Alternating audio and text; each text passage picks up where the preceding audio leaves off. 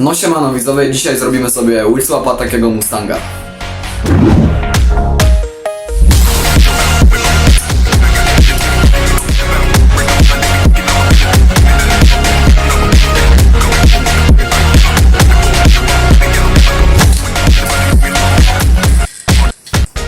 Dobra, mam nadzieję, że edit wam się spodobał, a teraz chciałbym dla was przekazać pozdrowienia. Pozdrawiam Olka, Maxa, Krystiana oraz Mateusza Banaszaka ze szkoły. No i co, i chciałbym was jeszcze serdecznie zaprosić na mojego Instagrama, no bo ostatnio myślałem, żeby zacząć dla was tam wrzucać jakieś foczki.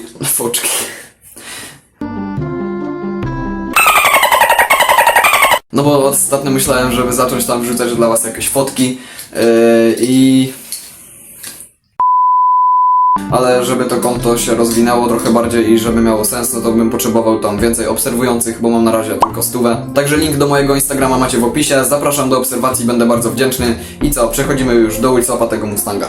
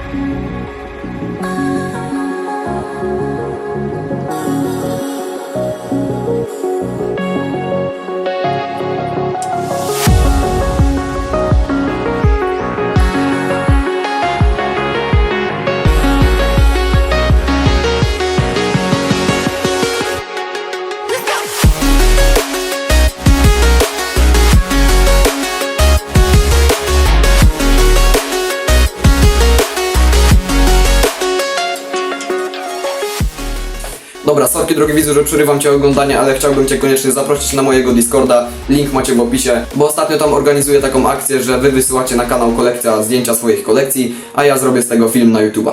Także kto by chciał być na takim filmie, to zapraszam na naszego Discorda, link macie w opisie i właśnie wysyłacie na kanał Kolekcja zdjęcia waszych kolekcji i może będziecie akurat na filmie. Dobra, lecimy dalej z filmem.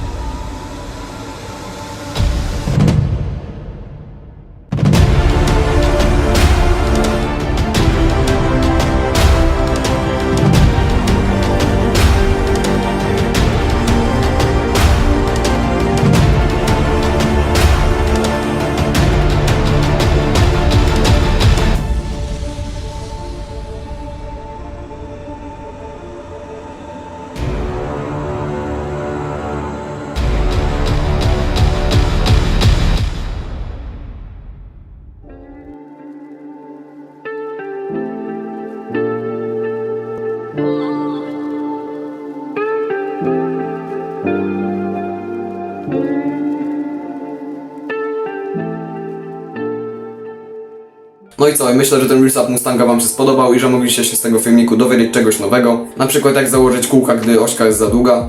Bo właśnie można do tego użyć tulejek do kabli.